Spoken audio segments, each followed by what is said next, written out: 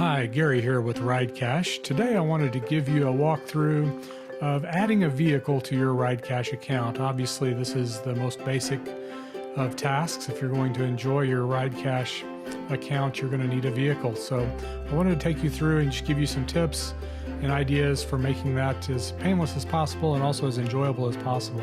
So if you look at your main screen, in my case, I've got many vehicles in this collection already. Yours may be blank, but either way, you should see this green Add Vehicle button with the plus sign there. So if you click that, it'll bring up the Add Vehicle form, and you'll see that form is separated into a couple of sections, and you'll see all of the form fields there. Now, one of the things you'll notice is at the top we have a VIN field, and you can plug a VIN in there. And if you have a VIN, I actually happen to have one kind of in my paste buffer here, for a vehicle that was made and manufactured in 1981 or newer, which is when the United States went to the uniform VIN codes, then you can punch that VIN in and you can just say search VIN, and we'll preload a lot of information for you. So this was the VIN for my Ford truck, and you'll see it preloads the year, make, model, the trim level, the body, the engine, and then a short little description in the description field. So that's a really nice way. If you're adding a vehicle that was made in 1981 or newer, I would encourage you to find that VIN number and just drop it in there. But if you're adding an older vehicle, then you can do that a different way. Let's add a vehicle here, and let's go in and add a vehicle. I'm going to call this and notice that the name here has an asterisk by it, so you want to name your vehicles. Now you can name it something boring like 1968 Mustang if you want, but that information is going to be in the year, make, model already anyway. So we like to encourage you to name your car something unique, something fun, something interesting. I'm going to call this one Red Regret, because this is a vehicle I'm going to loan. Everybody has one of these. The one that got away that I failed to purchase when I had the chance. So this is going to be a red, and I'm going to just pick out the year, make, and model here. This is a 1968 Ford. And go down here, Mustang Shelby GT. Trim level was a 500 KR, King of the Road. Body, it only shows me coupe here, but this was actually the one that got away was actually a convertible. So this is a good chance for me to just show you that anytime you have these drop down lists like this, we provide you with edit fields underneath. And if you pick from the list, it will put the selection in the edit field, but if it's not there, then just type in what is the correct value. I'm going to type in convertible. Engine, this was a 428 Cobra Jet. So I'll type in 428 Cobra Jet there. And a description, I'll just put the one that got away.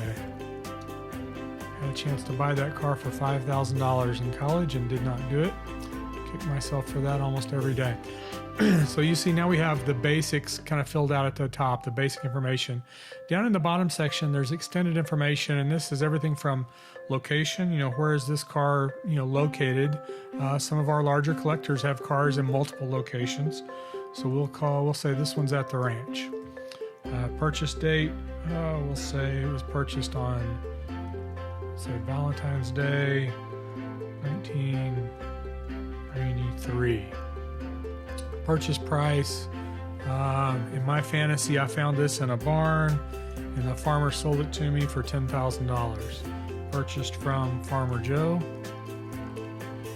Sold date hasn't been sold yet. Odometer, units.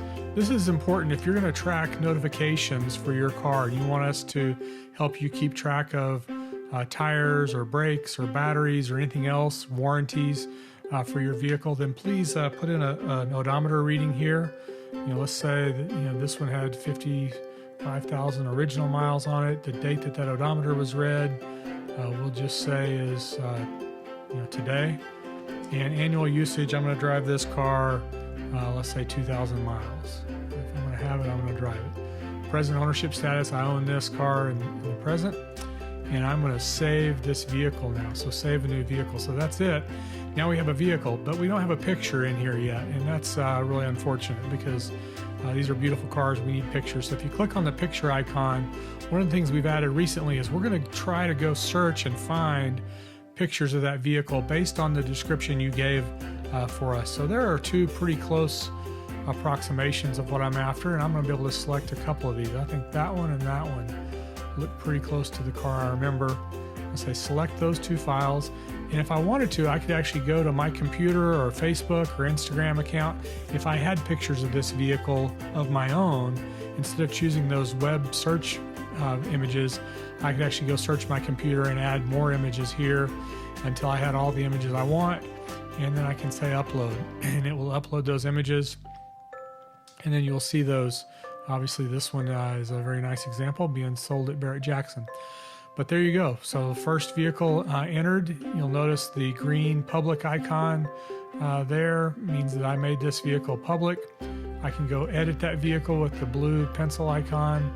Let's say, for instance, I wanted to keep that vehicle only for my friends or riders. I can make that riders and go down there and update that vehicle. And you'll see the privacy icon go to riders there. So that's how you enter a vehicle. Be sure to always add that picture, and you can add as many vehicles as you'd like to your account using that method. Hope you enjoyed that, and look forward to seeing your vehicles on RideCache.